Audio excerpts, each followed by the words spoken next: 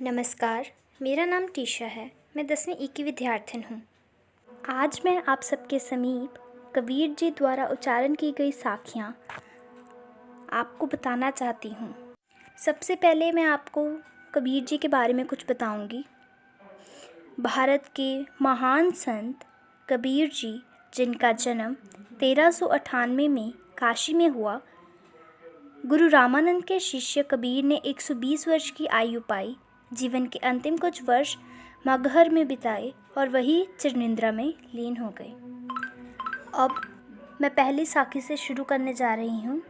कबीर जी की पहली साखी है, ऐसी बानी बोलिए मन का आपा खोए, अपना तन शीतल करे औरन को सुख होए। प्रस्तुत पाठ कबीर की साखी की इन पंक्तियों में कबीर ने वाणी को अत्यधिक महत्वपूर्ण बताया है। महाकवि संत कबीर जी ने अपने दोहे में कहा है कि हमें ऐसी मधुर वाणी बोलनी चाहिए जिससे हमें शीतलता का अनुभव हो और साथ ही सुनने वाले का मन भी प्रसन्न हो उठे। मधुर वाणी से समाज में प्रेम की भावना का संचार होता है, जबकि कटु वचनों से हम एक दूसरे के विरोधी बन जाते हैं। इसीलिए हमेशा मीठा और उचित ही बोलना चाहिए, जो दूसरों को तो प्रसन्न करता ही है और आपको भी सुख की अनुभूति कराता है। कबीर जी की दूसरी साखी है, कस्तूरी कुंडल बसै मृग ढूढ़ै मन माहे, ऐसे घटघट राम है दुनिया देखे नाहे। इस पंक्ति का अर्थ है, जिस प्रकार हिरन की नाभि में कस्तूरी एक तरह का पदार्थ होता है जो नर हिरन की नाभि में पाया जाता है। इसमें एक प्रकार की विशेष खुशबू होती है।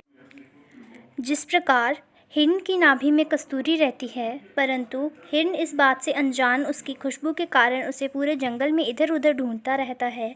ठीक इसी प्रकार ईश्वर को प्राप्त करने के लिए हम उन्हें मंदिर, मस्जिद, पूजा पाठ में ढूंढते हैं, जबकि ईश्वर तो स्वयं कण कण में बसे हुए हैं। उन्हें कहीं ढूंढने की ज़रूरत नहीं, बस ज़रूरत है तो खुद को पहचानने की। कबीर जी की तीसरी साखी है, जब मैं था तब हरि नहीं, अब हरि है मैं नहीं, सब अंधियारा मिट गया जब दीपक देखिया माही।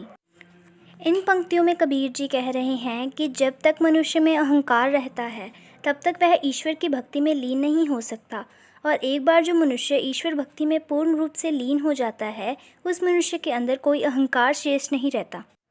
वह खुद को नगण्य समझता है। जिस प्रकार दीपक के जलते ही पूरा अंधकार मिट जाता है और चारों तरफ प्रकाश फैल जाता है, ठीक उसी प्रकार भक्ति के मार्ग पर चलने से ही मनुष्य के अंदर विपाप अहंकार मिट जाता है। कबीर जी की चौथी साखी है, सुखिया सब संसार है, खाया अरु सोवे, दुखिया दास कबीर है, जागे अरु रोवे।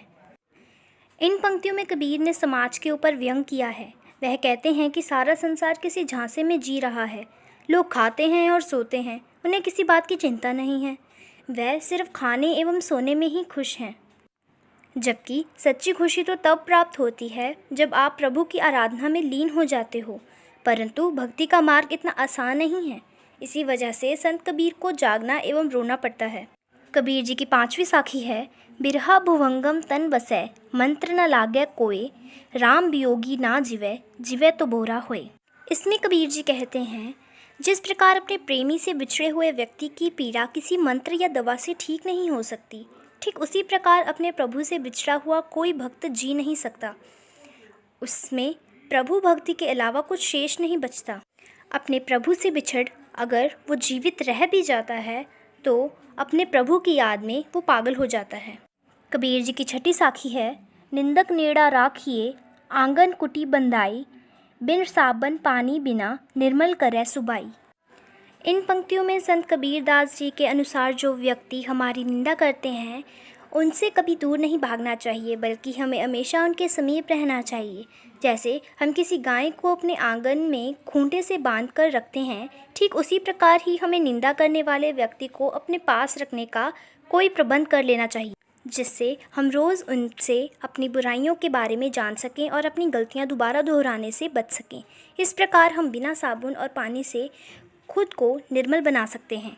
कबीर जी की सातवीं साखी है, पोथी पढ़ पर जग मुवा, पंडित भया न कोई, एकै अशिर पीव का, पढ़े सो पंडित होए। साखी की इन पंक्तियों में कबीर के अनुसार सिर्फ मोटी मोटी किताबों को पढ़कर किताबी ज्ञान प्राप्त कर लेने से भी कोई पंडित नहीं बन सकता। जबकि ईश्वर भक्ति का एक अक्षर पढ़कर भी लोग पंडित बन जाते हैं। अर्थात किताबी ज्ञान के साथ साथ व्यवहारिक ज्ञान भी होना आवश्यक है, नहीं तो कोई व्यक्ति ज्ञानी नहीं बन सकता।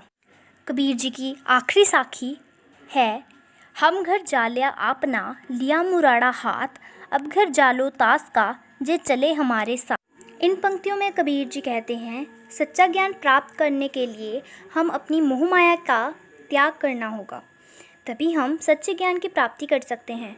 कबीर के अनुसार उन्होंने खुद ही अपने मोह माया रूपी घर को ज्ञान रूपी मशाल से जलाया है। अगर कोई उनके साथ भक्ति की राह पर चलना चाहता है तो कबीर अपनी इस मशाल से उसका घर भी रोशन करेंगे, अर्थात अपने ज्ञान से उसे मोह माया के बंधन से मुक्त करेंगे। यही थी कबीर जी की 8 साखियाँ। धन्यवाद।